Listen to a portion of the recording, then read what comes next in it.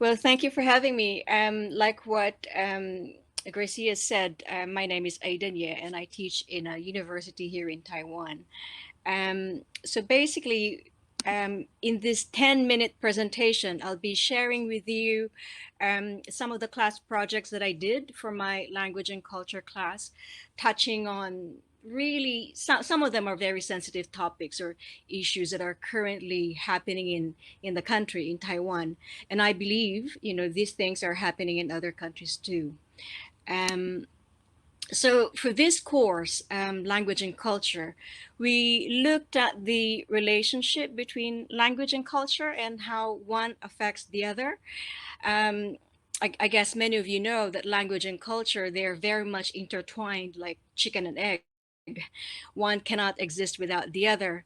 And regarding instructional strategies for this course, in addition to lectures, we also had task-based projects, and some of those I will be sharing with you today. Um, so basically, for this class, I've had about 39 students in all, and the first project that I'm going to share with you, as you can see there, it's called What's in a Name. So this project, it's about onomastics or the etymology of one's name. So majority of my students are Taiwanese students. So obviously, they have Chinese names. So students had to create a very short video, about 2-3 minutes long.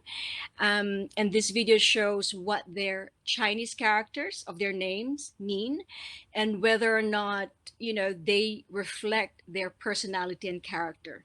So what you see here on the slide is a collection of those videos submitted and those that were presented in class. So these are just really a few.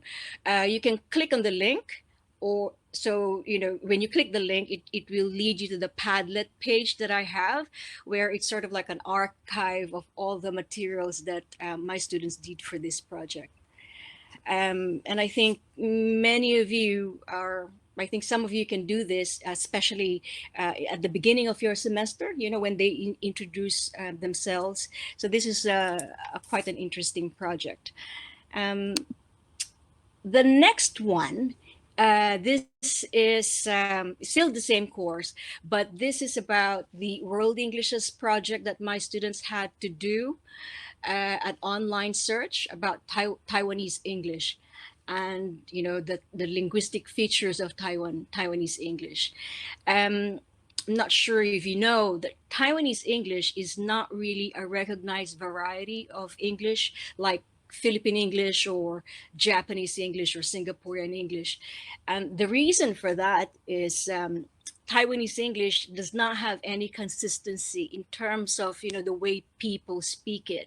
So there's no recognizable tone for Taiwanese English. However, if you look at the grammatical features, there are the same errors. I mean, common errors to those who speak Chinese or Mandarin English speakers. For you to be able to replicate this project, perhaps you can look at your students' English variety or wherever you're teaching, the country and the kind of English that they're speaking there. You talk about accents, and you ask students what having an accent means, and what it means to be either a native speaker or non-native speaker of English. This one that I have on the slide is really an interesting one, and it's one of my favorite projects to do almost every year that I do this. So this Linguistic Landscape project, it's a collaborative task-based project, and students look at the languages in public spaces. So we're talking about street signs, billboards, posters, even signs on the buses or in the train station. So in this project, students did a small scale research on the significance of these signs and how foreign languages like Vietnamese or Indonesian and other Southeast Asian languages are slowly becoming visually present and they're changing the linguistic landscape of the city. Um, this also shows how the social makeup of the country is changing, and it is very much true in Taiwanese context, because the number of immigrants has increased, for the past decade or so. So again, this is the same linguistic project. I'm just showing you sort of like a collage of all the videos and the PowerPoint presentations that the students did. For this project, so the students had to do this outside of the classroom because this is a small scale research. They had to go out and take photos of the different places assigned to them. So for example, each group, one group was assigned to take bus stops of a particular area in the city. Some groups were assigned to go to certain post offices or hospitals, parks, banks, or train stations. You can click on the link, or there's a QR code there. It will also lead you to the Padlet for this particular site. There are really quite interesting videos that my students did. These are very short videos, probably about 5 minutes long only. So these videos that the students created showcase how the linguistic environment of the country has changed. And it is still changing because the Taiwanese government has opened its doors to migrant workers from Southeast Asia. Well, this project, the next one is the Digital Narratives project. This was given as the final project because this takes a long time. As you can see, this is the sort of like the stages that the students did, or they had to finish, from brainstorming to selection of topic to the final presentation. For this project, it takes about 4 weeks, maybe, yeah, 4 weeks, about a month in preparation before the final one. Well, let me just share you the synopsis of what this project is. So this digital narrative project, also, again, the students had to create a video that tells a migrant story, or a minority, or a member of a marginalized community. So they had to interview these people, and with these stories, the students tell them in a way that brings awareness about the journey that these people had coming to Taiwan, or the challenges that they're facing now that they're living in a foreign country. So this project is divided in mini stages, as you can see from the slide. Like what I said earlier, from brainstorming to planning the interview, planning the photo shoots, video editing, etc. And because this is again a collaborative project, every member of the group has to pitch in something.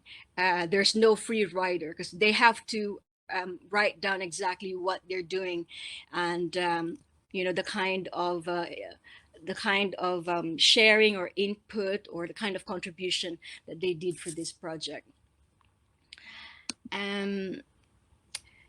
So this one is also about the digital narrative project, but it will show you the groups and the kind of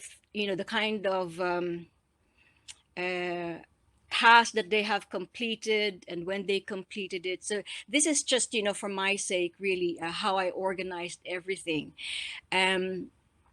So I organized the task in mini bits or in chunks. So there's a lot of scaffolding that went on. I guess for me, organizing it this way, it was easier for not just for myself, I guess, but for, for everyone, for the students involved, to see who's doing what and who submitted and, who hasn't. Um, Lastly, I think this is my last slide. And one of my favorite projects, really, the group that did this project presented this a month ago, as a final project, and it's quite special, and I think it's really meaningful because the guy that you see here, as you can see, he's I think a friend of one of my students, and this video here, it's obviously student produced, and it's about a young Taiwanese, this guy that you see on the screen. And he's a member of the indigenous tribe, and how he feels about his ethnicity, um, and how he feels about, his slowly dying language, because it's really not many people speak it. And particularly, like him, not many indigenous youth actually speak the language anymore. And so this issue is, this issue about language and cultural preservation of this tribal languages, really, it's a serious problem, because here we see the preservation of tribal culture. So we see a lot of dancing, the clothing, the food. They're very much present, but they're sharing these things using Mandarin, using the official language, and not using their the tribal language. So in terms of language preservation, really, it's not reinforced. And so many folklores in tribal languages are no longer passed on to the younger generation. So if you click on the link, go to go to this website, I think it will lead you to a YouTube site where you can actually watch this video. There are some errors, obviously, because these are student produced, some typographical errors, but those are just minute. Those are little errors that. But as you can see, with all the projects that the students had done, um, I think they do not only deserve to pass the course, but they deserve to pass the course with flying colors. So I guess that's it. This is my last slide. Thank you all for listening. And again, just like what Rob said, don't forget to donate. And I guess the link is there, so you can just easily click on the link. I thought I was going to be late because I was doing my donation as well a few minutes ago. So Okay. anyway, I hope you're able to get a few ideas about the project I did. Thank you so much for inviting me, Rob and Gracia. Thank you.